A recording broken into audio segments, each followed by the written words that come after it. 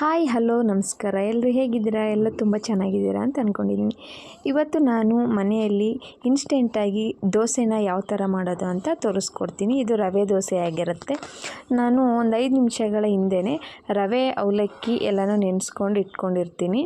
ಅದಕ್ಕೆ ನಾನು ಈರುಳ್ಳಿ, ಮೆಣಸಿನ್ಕಾಯಿ, ಕೊತ್ತಂಬರಿ ಸೊಪ್ಪು, ಸ್ವಲ್ಪ ಕಾಯಿ ತುರಿ ಎಲ್ಲ ಹಾಕ್ಕೊಂಡು ಒಂದು ಜಾರ್ಗೆ ಹಾಕಿ ರುಬ್ಕೊತಾ ಇದ್ದೀನಿ. ನಾನು ನೋಡಿ ಈ ರೀತಿ ಸ್ಟೆಪ್ ಬೈ ಸ್ಟೆಪ್ ನಾನು ಈ ರೀತಿ ರುಬ್ಕೊತಾ ಇದ್ದೀನಿ. ಈ ರೀತಿ ರುಬ್ಬಿ ಒಂದು ಪಾತ್ರೆಗೆ ಹಾಕೊಂಡು ಇವಾಗ ಚಟ್ನಿ ರೆಡಿ ಮಾಡ್ಕೊತಾ ಇದ್ದೀನಿ. ಚಟ್ನಿಗೆ ಒಂದು ಜಾರಲ್ಲಿ ಕಾಯಿ, ಕಡಲೆ, ಕೊತ್ತಂಬರಿ ಸೊಪ್ಪು, ಮೆಣಸಿನ್ಕಾಯಿ, ಹುಣಸೆಹಣ್ಣು, ರುಚಿಗೆ ತಕ್ಕಷ್ಟು ಉಪ್ಪು ಎಲ್ಲನೂ ಹಾಕ್ಕೊಂಡು ನಾನು ರುಬ್ಬಿಟ್ಕೊತಾ ಇದ್ದೀನಿ. ಇವಾಗ ಚಟ್ನಿ ರೆಡಿಯಾಗಿದೆ ನೋಡಿ. ದೋಸೆ ಬ್ಯಾಟರ್ ಕೂಡ ರೆಡಿಯಾಗಿದೆ. ಇದಕ್ಕೆ ಯಾವುದೇ ಥರದ ಮೊಸರು ಬೇಡ, ಇಲ್ಲ ಆಲೂಗೆಡ್ಡೆ ಏನು ಬೇಡ. ತುಂಬ ಚೆನ್ನಾಗಿ ಇನ್ಸ್ಟೆಂಟಾಗಿ ನೀವು ಮಾಡ್ಕೊಂಡು ಇದನ್ನು ತಿನ್ಬೋದು. ಅಷ್ಟು ಚೆನ್ನಾಗಿದೆ ದೋಸೆ ಅಂತೂ.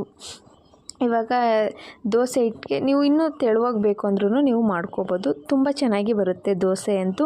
ಇವಾಗ ಸ್ಟವ್ ಹಚ್ಚಿ ಒಂದು ಹೆಂಚನ್ನು ಇಟ್ಟು ಅದಕ್ಕೆ ನಾನು ದೋಸೆನ ಹಾಕ್ತಾಯಿದ್ದೀನಿ, ರವೆ ದೋಸೆನ. ಇವಾಗ ಅದಕ್ಕೆ ನೀವು ಎಣ್ಣೆ, ತುಪ್ಪ ಯಾವುದು ಬೇಕಿದ್ರೂ ನೀವು ಹಾಕ್ಕೋಬೋದು. ಯಾರೆಲ್ಲ ಹೊಸದಾಗಿ ನನ್ನ ಚಾನಲ್ ನೋಡ್ತಿದ್ದೀರಾ ಪ್ಲೀಸ್ ಲೈಕ್ ಮಾಡಿ, ಶೇರ್ ಮಾಡಿ, ಕಮೆಂಟ್ ಮಾಡಿ, ಸಬ್ಸ್ಕ್ರೈಬ್ ಮಾಡ್ಕೊಂಡು ನೋಡಿ.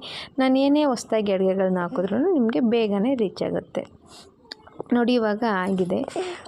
ಇವಾಗ ಅದನ್ನು ತೆಗೆದು ಒಂದು ಪ್ಲೇಟ್ಗೆ ಸರ್ವ್ ಮಾಡಿ ಇದಕ್ಕೆ ನೀವು ತುಪ್ಪನ ನೆಂಚ್ಕೊಂಡು ತಿಂತಾಯಿದ್ರೆ ನಿಜವಾಗ್ಲೂ ಇದು ರವೆ ದೋಸೆನ ಯಾವುದೇ ಥರ ನೆನೆಸೋ ಹಂಗಿಲ್ಲ. ಓವರ್ ನೈಟೇ ನೆನೆಸಿಡಬೇಕು ಅನ್ನೋಂಥ ಟೆನ್ಷನ್ನೇ ಇರಲ್ಲ. ಈ ರೀತಿ ನೀವು ಸಿಂಪಲ್ಲಾಗಿ ದೋಸೆನ ಮಾಡಿಟ್ಕೋಬೋದು. ನೋಡಿದ್ರಲ್ಲ ಎಷ್ಟು ಚೆನ್ನಾಗಿ ಬಂತು ದೋಸೆ. ಇವಾಗ dosa ready, instant dosa. Thank you.